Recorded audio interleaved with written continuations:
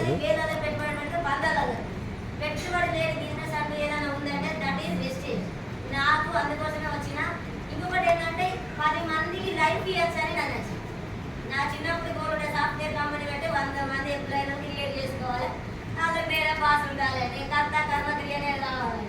అప్పుడు ఏం చేశారు, ఒక పెళ్లి చేసేదంటే ఎక్కువ నేను ఆడవాళ్ళకి ఎక్కువ ఇంపార్టెన్స్